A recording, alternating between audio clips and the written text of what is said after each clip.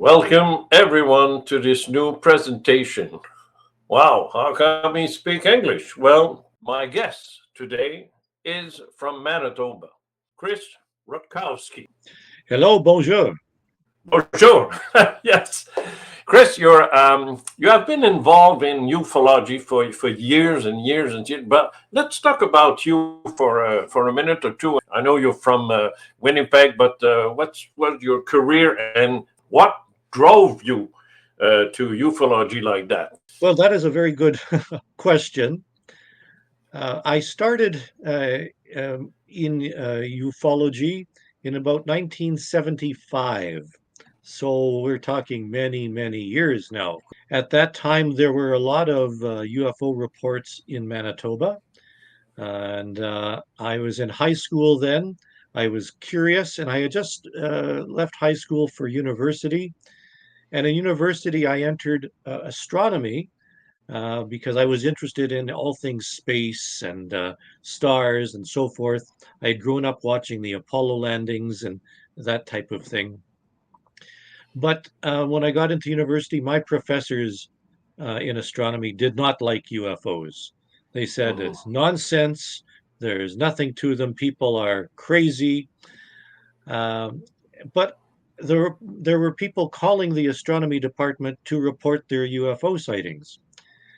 And I thought it would be a good idea to help my professors out. So I said, if a telephone call comes in, just give them to me because I study right around the corner from your office. And soon I found myself talking to many, many people who said that they had seen UFOs. And it was about a year and a half, or perhaps 2 years later, that I had an opportunity to tell my professors what I was hearing, as a matter of fact, because there was a scheduled seminar that got canceled. They needed somebody to fill in at the last minute. So they asked me if I would tell them what happened with all the UFO reports I was getting.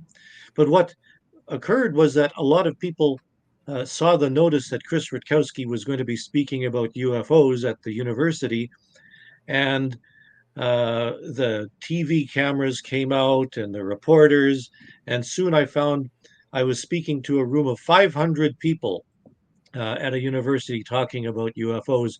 And from then on, I became the UFO guy.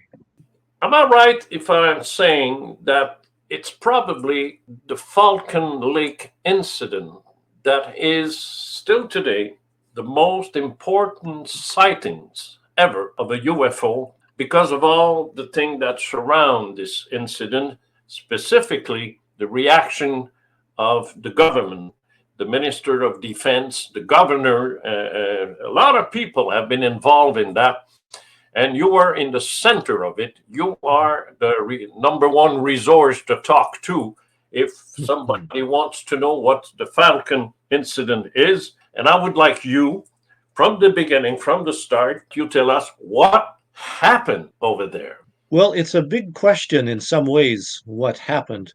It happened before I started investigating UFOs.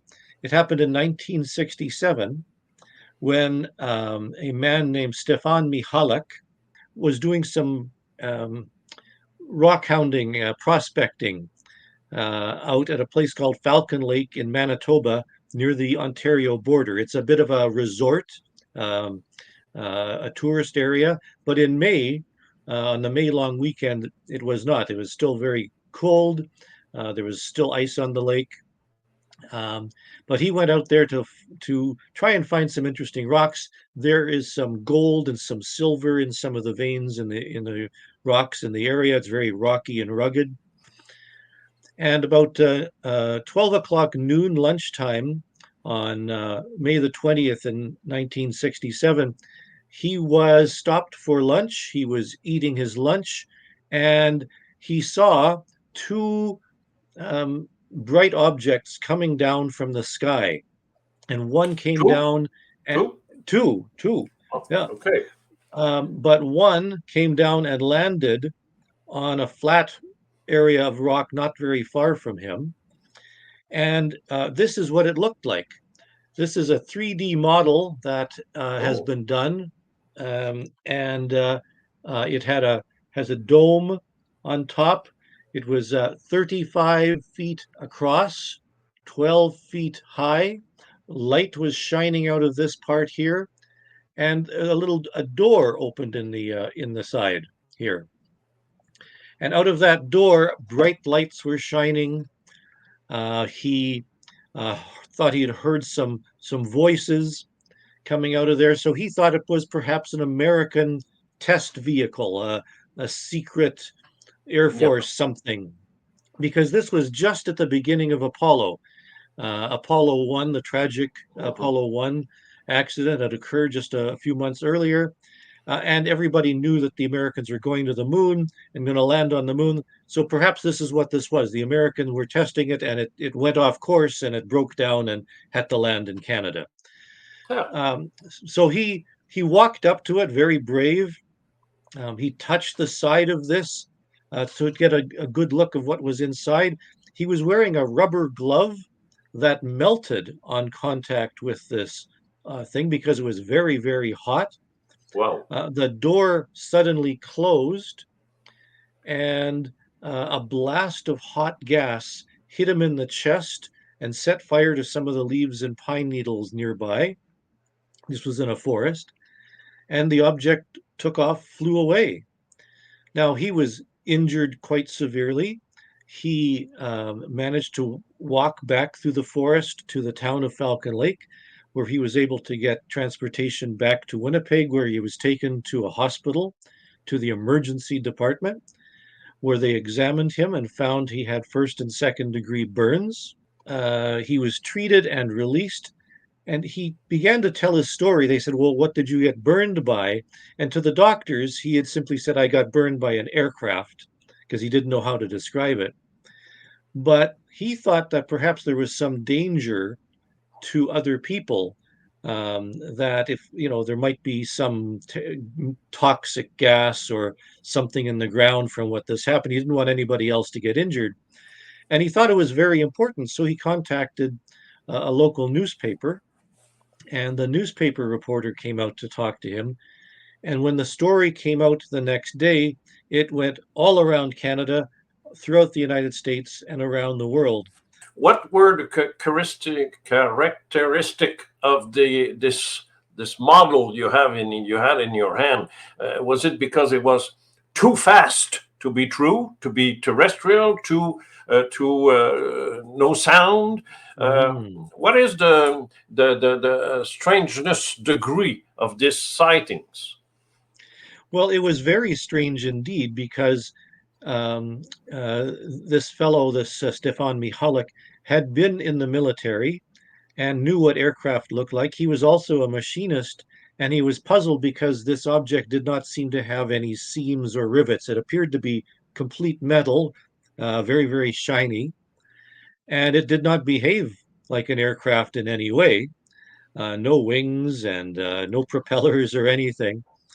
Um, and what was left on the ground was a sort of a burned area of all the pine needles and leaves.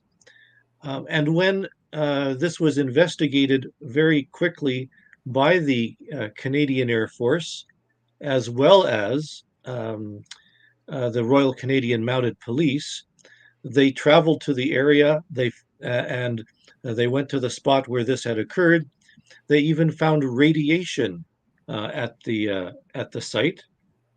In fact, the radiation was so strong that the government had thought about closing the entire area, the park, this entire area, for danger to the public. They thought it was too dangerous. So this case was investigated by, as I mentioned, the Royal Canadian Air Force, the Royal Canadian Mounted Police, but also the United States Air Force, which came up as part of the Condon investigation. Oh yeah, And it's true. there was the radioactive material was studied by nuclear establishments. The medical records, we actually have more than 300 pages of documentation, of official documentation from government and police, that testify to the investigation. They took it very seriously. The material was sent to laboratories in Canada as well as in the United States. It was found, there was some additional pieces found a little while later that were almost pure silver, 99% pure silver that was radioactive. And there's, no reason for silver to be radioactive. And we have all this documentation, and the Royal Canadian Mounted Police and the Royal Canadian Air Force both issued a report that stated they had no explanation for this particular case.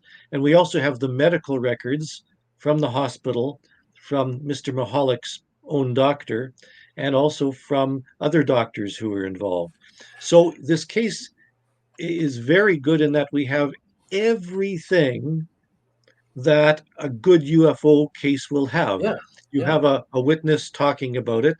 You have injuries, medical effects to the witness. You have material on the ground that could be tested. There's radioactive material, and the investigation itself. We have the documentation, and we have the year when it happened. There were no technology. If that thing happened last week, we could think about a drone or a Chinese gizmo or something like that, but not in 67. There was nothing at that time. Nothing in 1967. And you're right. We know exactly where the site is. In fact, it can still be visited today. And you can actually go on a bit of a vacation. You can go to the site by horseback because it's not easy to get to. You actually have to travel on a horse through a very rugged terrain for 45 minutes there and back to get there. Okay.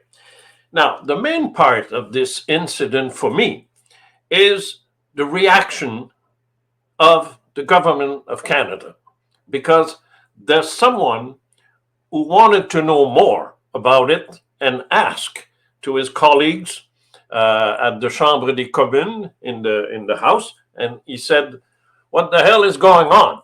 It didn't ask like that, and he has been answered, "It's not your business." One of them became the Governor General, representative of the Queen at that time. He asked for all the documentation, and he have been told, "No, sir." Is that right? I think that was Ed Schreier who asked for that. Yeah, Ed Schreier. And he was told no. Yeah. Wow.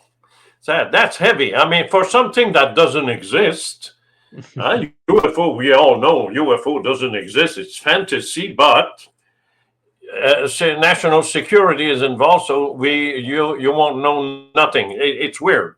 Well, this case was brought up many times in the House of Commons by politicians, where some of the members of Parliament asked that question: is the government going to be releasing information? And he was told by the Minister of Defense, no, that the information is not for public knowledge. And that did not satisfy very much. So I believe that they asked for it and received some material in private. We do now have those papers. We do now have all the documentation from various government departments, and it shows they were taking things very seriously indeed. In fact, the Minister of Defense himself at the time took a very keen interest in this particular case, and a report was prepared by the Chief of Defense Staff, his assistant. So this is something that was investigated very much and studied in great detail. The Royal Canadian Mounted Police Crime Lab looked at the materials. This particular witness, Mr. Mahalik, he also traveled to the United States, to the Mayo Clinic, a very famous medical clinic in Minnesota, and where he was given a complete physical examination as well as a psychiatric examination. And we have that documentation. In fact, the report from the psychiatrist says that Mr. Mahalik has had a very interesting experience, and he's not the type of person to make things up and tell No. people things that are wrong. It's still the biggest case of UFO in Canada, as far as I'm concerned. Maybe Shag Harbor also is interesting, but this is from the east, and I'll reach the man in charge over there sometime for this same show. Mm-hmm. But now I would like you to talk to me about Canadian UFO Survey, because this is probably the only database we have of what is going on in matter of UFO in Canada. Yes, and we have an almost continuous record of UFOs in Canada since 1989. As I mentioned, I started investigating in the 1970s, and somewhere in the 1980s, about 10 years later or so, I wanted to know uh, how common UFO sightings were. Mm-hmm. Were there more in the east or the west? Were there more that were red in color that people saw, or were they blue? I wanted to know all these things. As a scientist, I wanted the data. And right now, of course, there's a big push for science to try and get data. But we didn't really have data at that time. So I wanted to know if we could at least get the information about reports that had been filed already. What would that show us about UFOs in Canada? So I made arrangements with my colleagues, and at that time there were about 10 or 12 other individuals in Canada who were collecting or investigating UFOs, a couple of different groups. And they had agreed to share information about what had been reported.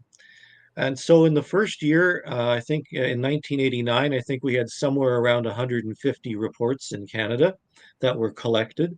And I thought that was quite reasonable in terms of numbers. Did you ask for UFO sightings from the little blip in the sky to the big mothership landing in a wheat field, or you were restricted? What's the range of the UFO you're asking? Right. Well, we had to come up with a definition of a UFO too. Yeah. What is it?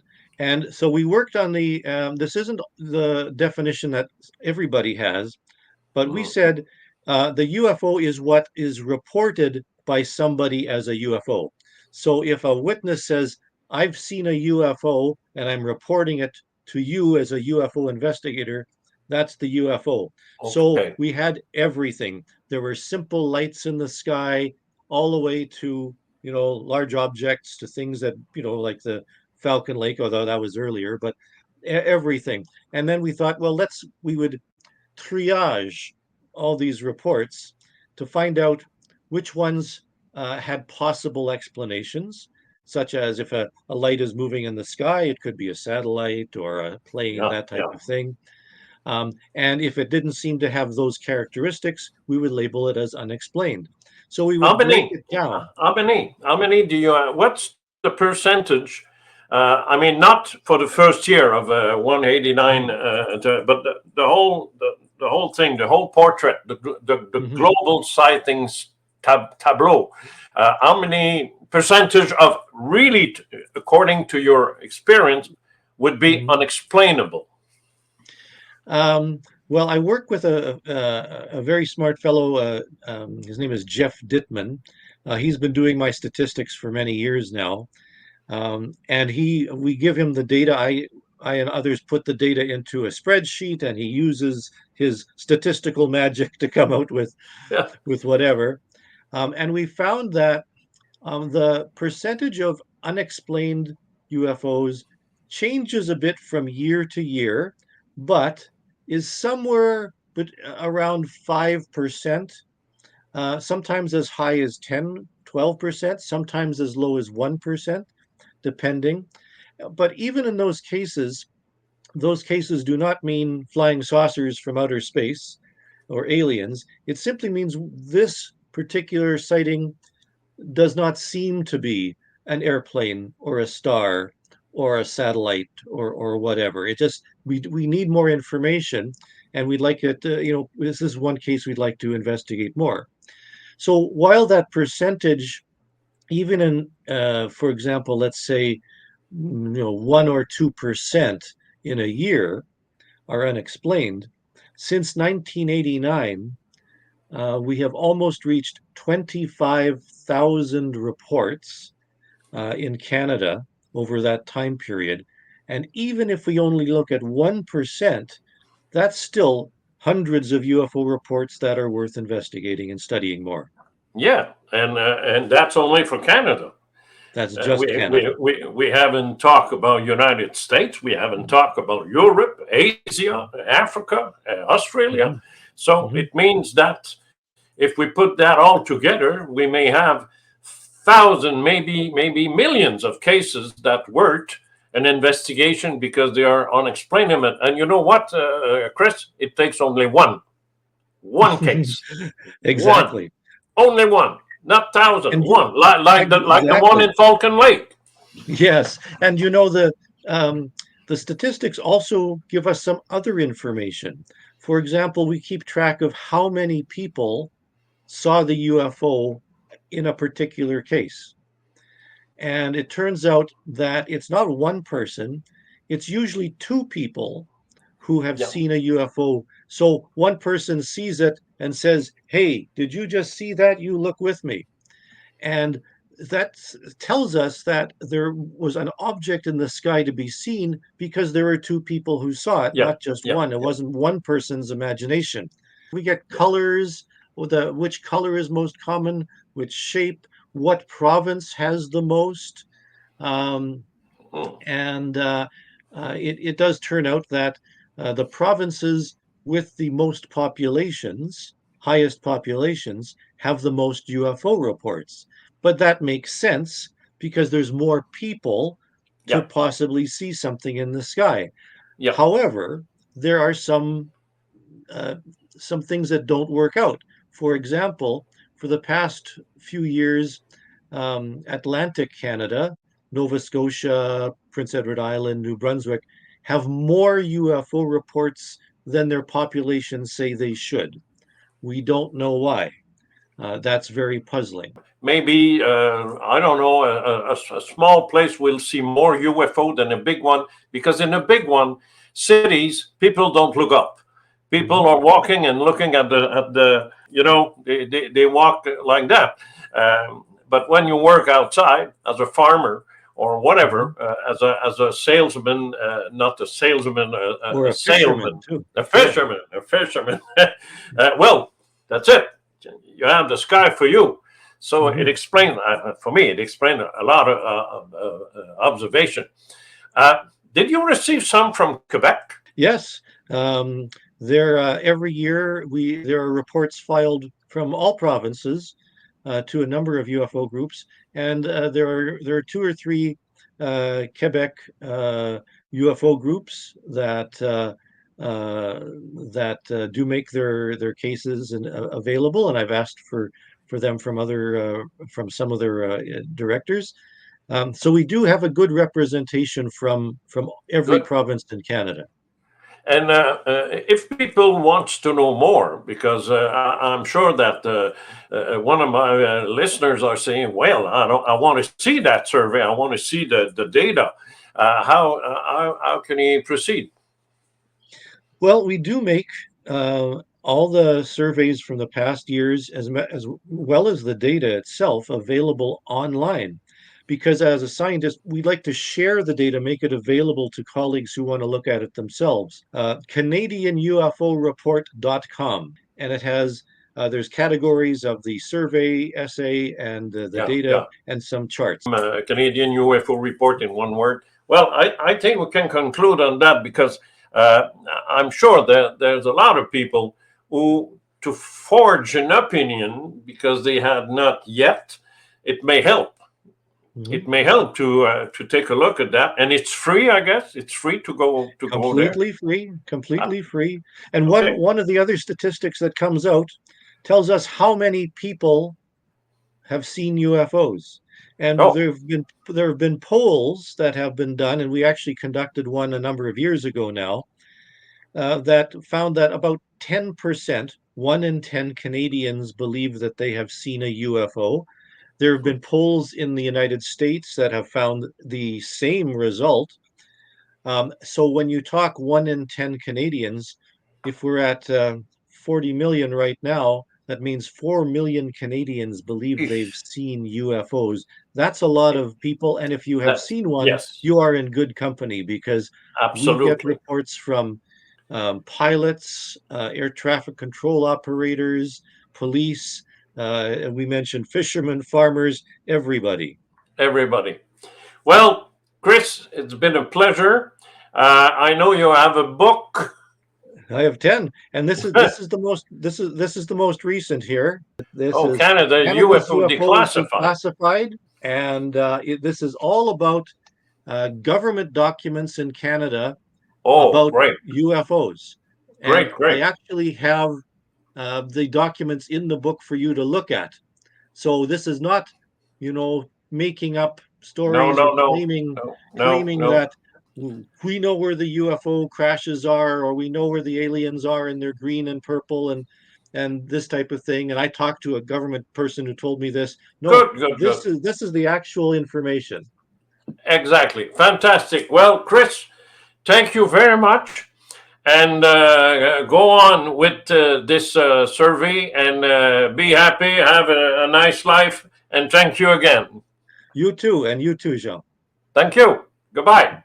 Bye. Okay, so I'll be back in French if you don't mind. And merci, thank you de votre présence. Évidemment, vous avez remarqué que les sous-titres sont en français. C'est une expérience intéressante parce que je pense qu'il vaut la peine de s'intéresser évidemment à ce qui se passe dans le reste du Canada, ailleurs, aux États-Unis aussi. Alors, à l'occasion, j'aurai à vous présenter des gens qui ne s'expriment qu'en anglais. Mais je pense qu'avec les sous-titres, ça dépend. Et plusieurs d'entre vous sont bilingues. Alors, à ce moment-là, c'est un exercice que nous allons répéter. Je vous remercie de votre présence. À la prochaine.